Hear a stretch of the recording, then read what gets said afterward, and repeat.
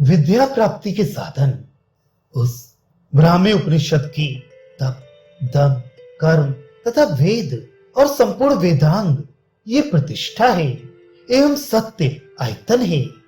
तुम्हारे सामने जिस ब्राह्मी उपनिषद का वर्णन किया है उस पूर्व कथित उपनिषद की प्राप्ति के उपाय भूत तप आदि है।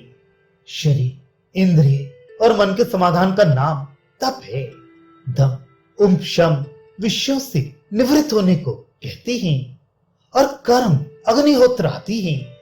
इनके द्वारा संस्कार युक्त हुए पुरुषों को ही चित्त शुद्धि द्वारा तत्व ज्ञान की उत्पत्ति होती देखी गई है। जिनका मनोमल निवृत्त नहीं हुआ है उन पुरुषों को तो उपदेश दिया जाने पर भी ब्रह्म के विषय में अज्ञान अथवा विपरीत ज्ञान होता देखा गया है, जैसे इंद्र और विरोचन आदि को। अतः इस जन्म में अथवा बीते हुए अनेकों जन्मों में जिनका चित्त तप आदि से शुद्ध हो गया है उन्हें ही श्रुतियुक्त ज्ञान उत्पन्न होता है।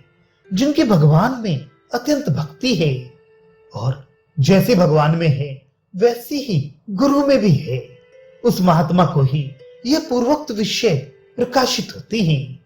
इस मंत्र वर्ण से तथा पाप कर्मों के क्षीण होने पर पुरुषों को ज्ञान उत्पन्न होता है। इस स्मृति से भी यही प्रमाणित होता है। सत्य आयतन है, जहां वह उपनिषद स्थित होती है वही उसका आयतन है।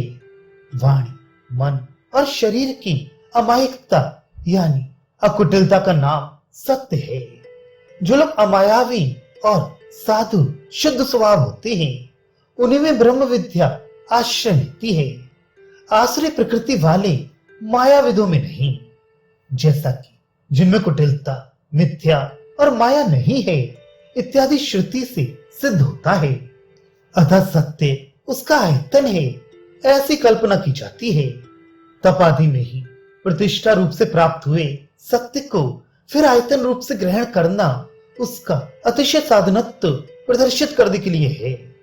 सहस्त्र अश्वमेघ और सत्य तराजू में रखे जाने पर सहस्त्र अश्वमेघों की अपेक्षा अकेला सत्य ही विशिष्ट ठहरता है।